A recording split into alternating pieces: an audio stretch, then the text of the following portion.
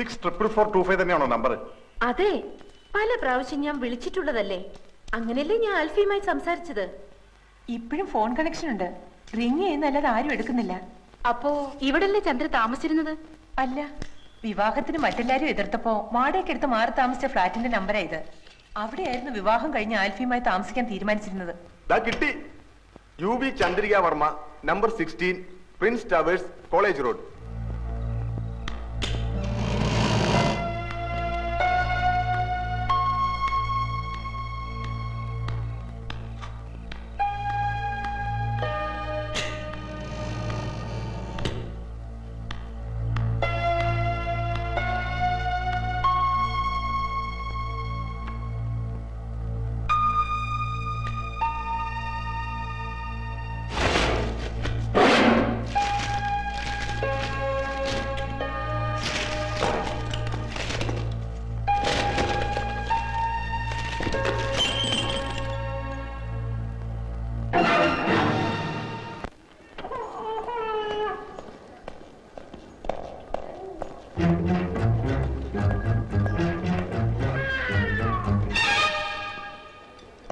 Hello.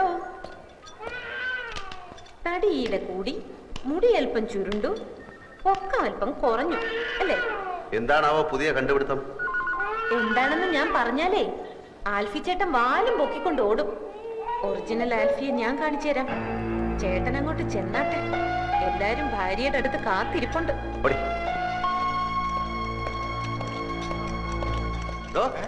തന്റെ മോളുണ്ടല്ലോ ആ ഏണി, അവൾ ആരാടോ? അവൾ ആരെയും വരട്ടുന്ന സഹിക്കുന്നതിന്റെ ഒരു അതിലുണ്ട്. അവളുടെ നാക്ക് വിജയം ദൂരക്കളെ കേട്ടോ. അവൾ ആരാടോ? CBI അവളുടെ അമ്മയുടെ നായര്. കോൺഗ്രസ് കേട്ടോ, കോൺഗ്രസ് ഓർമ്മയുണ്ടല്ലോ. കോൺഗ്രസ് താൻ നോക്കിക്കോ.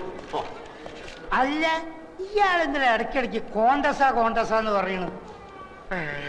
നമ്മൾ ഈ നാരായണ നാരായണ എന്ന് പറഞ്ഞ നാമം ചെല്ലാറില്ലേ, അതിന് പകരം ഇവൻ കോണ്ടസ എന്ന് പറയുന്നു.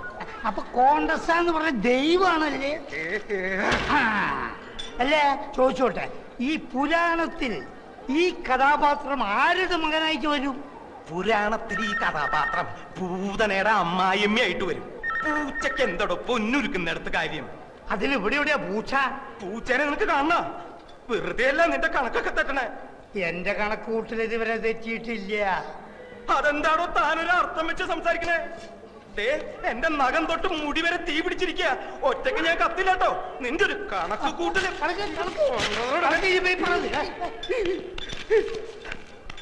എന്റെ മോൾ എന്നാ ഒന്ന് നടക്കുക എന്റെ ഡോക്ടറെ? ഒന്ന് അനങ്ങിയാ ഞങ്ങൾ ഓടിച്ചു കാണിക്കില്ലേ? വെറുതെ കരഞ്ഞ് ആ കുട്ടിയെ കൂടുതൽ വിഷമിപ്പിക്കരുത്. ചന്ദ്രയെ സന്തോഷിപ്പിക്കുന്ന ഒരു വാർത്ത എന്റെ കയ്യിലുണ്ട്. എന്താ അത്? ചന്ദ്രയുടെ ഒറിജിനൽ ആൽഫിയെ ലേഖ കണ്ടുപിടിച്ചു. ഇതാ. ഞാൻ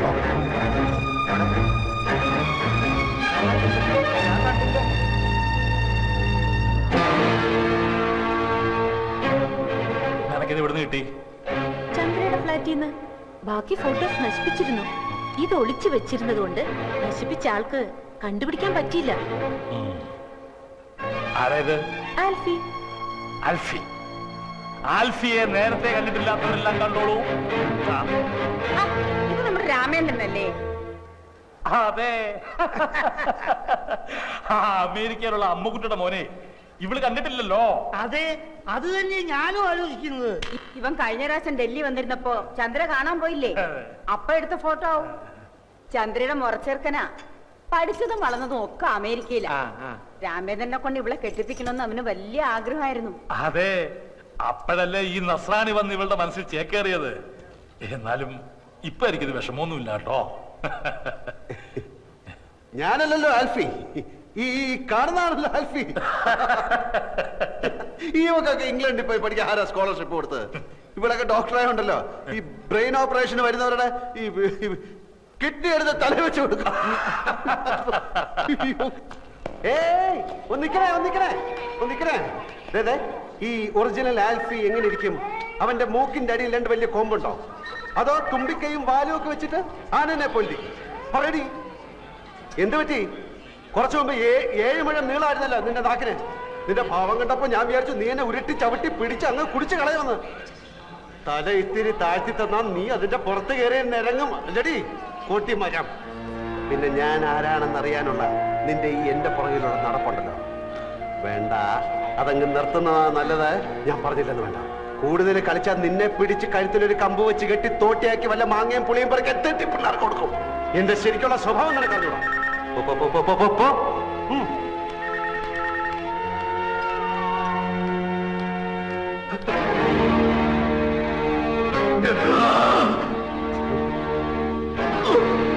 എന്താ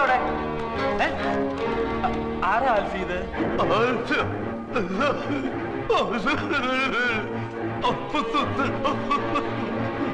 എന്താ ഇയാള് പറയുന്നത്? ഒന്നും മനസ്സിലാവുന്നില്ലല്ലോ. ആൽഫി അറിയോ ഇയാളെ?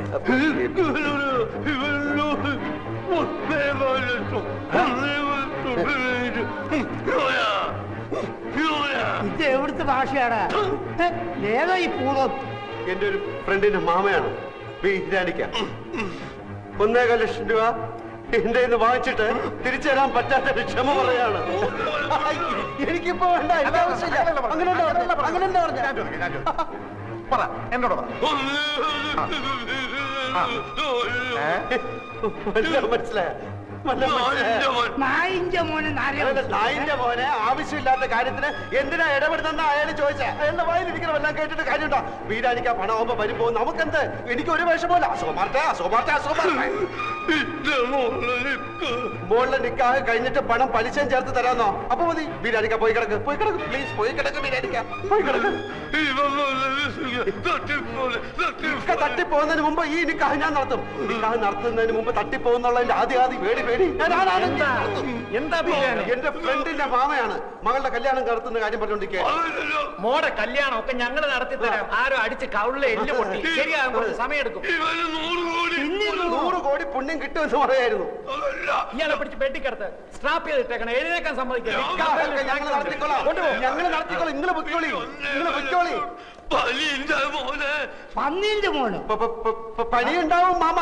മുറിവ് ഉണങ്ങുമ്പോ പൊയ്ക്കോളും. മോളുടെ നിക്കാഹ് ഞങ്ങൾ നടത്തിക്കോളാം. മോളുടെ നിക്കാഹ് നടത്തി തരണം എന്നല്ലേ അയാൾ പറഞ്ഞത്? അതെങ്ങനെ മനസ്സിലായി?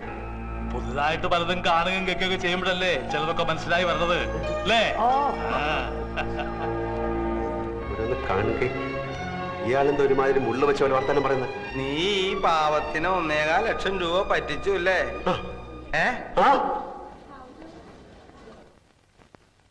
നാട്ടിൽ നിന്ന് എഴുത്തു വന്നു. കാര്യങ്ങളൊക്കെ ആകെ അവതാളത്തിലാണ്. ആ വർഗീസിനെ സോപ്പിട്ടാലെ കാര്യങ്ങൾ നടക്കുമെന്ന് ഞാൻ പറഞ്ഞില്ലേ? ആ ചെറ്റയ്ക്ക് ഇപ്പൊ ചന്ദ്ര ടീയുടെ അക്കൗണ്ട് കൂടെ വേണം. ഞാൻ MD അല്ലേ, ഇല്ലെന്ന് പറയാൻ ഒക്കുമോ? രണ്ടും കൽപ്പിച്ച് ഞാനും കൊടുക്കാൻ പോവാണ്. അതുകൊണ്ട് കമ്പനിക്ക് എന്ത് പറ്റുമെന്ന് എനിക്കറിയാൻ പാടില്ല. ദീപസ്തംഭം മഹാചര്യം എനിക്കും കിട്ടണം പണം എന്ന കുഞ്ചൻ നമ്പ്യാരുടെ പോളിസിയാണ് എന്റേത്. ആ 100 ആണെങ്കിൽ കണ്ടവന്റെ എന്നൊക്കെ കടം വാങ്ങിച്ചിട്ട് കമ്പനി കുളം തോണ്ടുന്നുണ്ട്. താമസിയാതെ വർമ്മ സാറ് പിച്ചച്ചട്ടി എടുക്കും.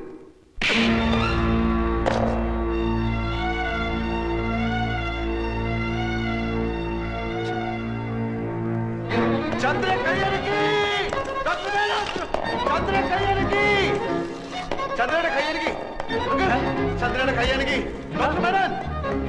ചന്ദ്ര കൈയടക്കി, ചന്ദ്രയുടെ കൈയടക്കി. ഡോക്ടർ മേനോൻ അവിടെ. ഡോക്ടർ ചന്ദ്ര കൈയടക്കി, ചന്ദ്രയുടെ കൈ അനങ്ങി.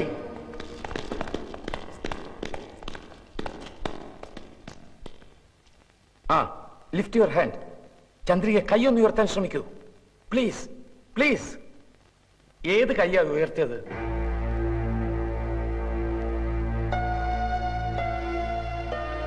റൈറ്റ് ഹാൻഡ്, വലത്തെ കൈ. Please please make an attempt at least.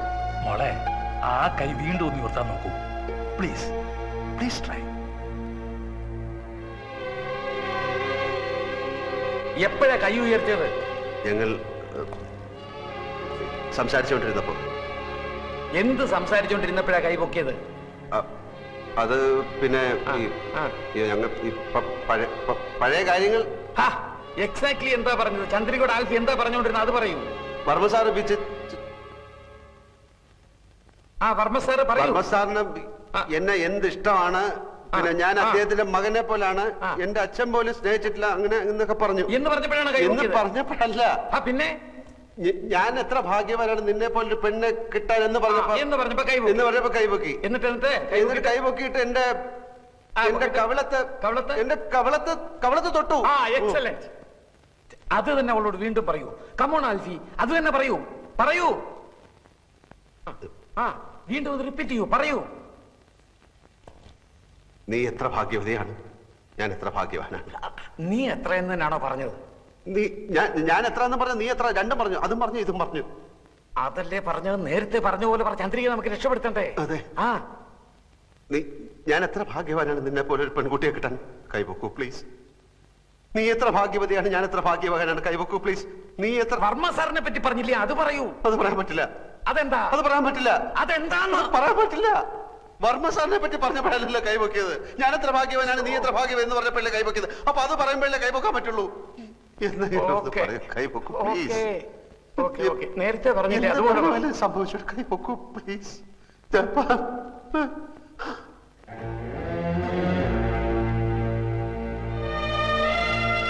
Sorry, ഏതോ ഒരു ഇമോഷണൽ മൂഡിലായിരിക്കും കൈ ഉയർത്തി. ആ ഇമോഷനിലേക്ക് തിരിച്ചു വരുന്നില്ല. ഇനിയിപ്പോ കാത്തിരിക്കുക നിവൃത്തിയുള്ളൂ. എങ്കിലും പ്രതീക്ഷയ്ക്ക് വക കൂടിയിട്ടുണ്ട്. ഞാൻ പറഞ്ഞില്ലേ, ഇനിയല്ല ആൽഫിയുടെ കയ്യിലാണ്.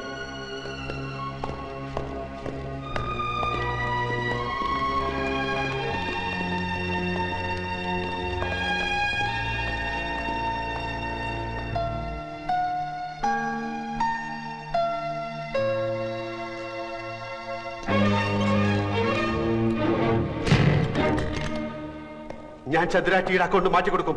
ഞാൻ 100 അക്കൗണ്ട് നിന്റെ ഓഫീസ് കുളം തോണ്ടിപ്പിക്കും. ഞാൻ പിന്നെ പിന്നെ പിന്നെ അവിടെ കിടക്കുന്ന സാധനവും മേശയും കസേരയും ഒക്കെ എടുത്ത് വിൽക്കും.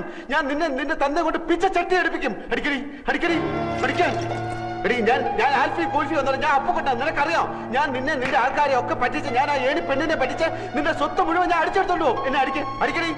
ഞാൻ നിന്റെ തന്നെ തെണ്ടി കുത്തുപാല എടുത്ത് വഴി നിൽക്കുമ്പോൾ ഞാൻ കണ്ട ഭാവം കാണിക്കില്ല. അടിക്കടി. നിനക്ക് ചുണ ഉണ്ടെങ്കിൽ അടിക്കടി. നിനക്ക് ധൈര്യം ഉണ്ട് എന്റെ കണ്ണക്കുറിക്ക് അടിക്കടി. അടിക്കാൻ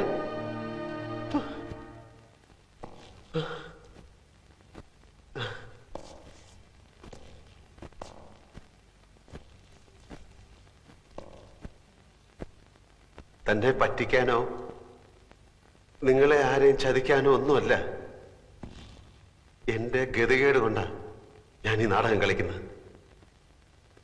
എനിക്കാരെയും ദ്രോഹിക്കണ്ട. എനിക്കാരുടെ പണവും പദവിയും വേണ്ട. തനിക്കെല്ലാം അറിയാമല്ലോ. ഞാനെല്ലാം തന്നോട് ഒന്ന് പറഞ്ഞിട്ടില്ലേ? തന്റെ കയ്യോ കാലോ ഒന്ന് അനങ്ങി കിട്ടിയാൽ തന്നെ രക്ഷപ്പെടുത്താനാവുമെന്ന് ഡോക്ടർ പറഞ്ഞുകൊണ്ടാ ഞാൻ. എന്റെ കാര്യങ്ങളൊക്കെ കുഴഞ്ഞാലും കുഴപ്പമില്ല. താൻ എണീറ്റ് നടക്കുന്ന കാണാൻ എനിക്ക് ആഗ്രഹമുണ്ട്. പിന്നെ അടിച്ച വഴി പോയില്ലെങ്കിൽ പോയ വഴി അടിക്കുക എന്നൊക്കെ പറയാറില്ലേ? അതാ ഞാനിപ്പോ ചെയ്യുന്നത്. ഇത്തിരി കടന്ന കയ്യാന്ന് എനിക്കറിയാം. വേറെ വഴിയില്ലാത്തതുകൊണ്ട്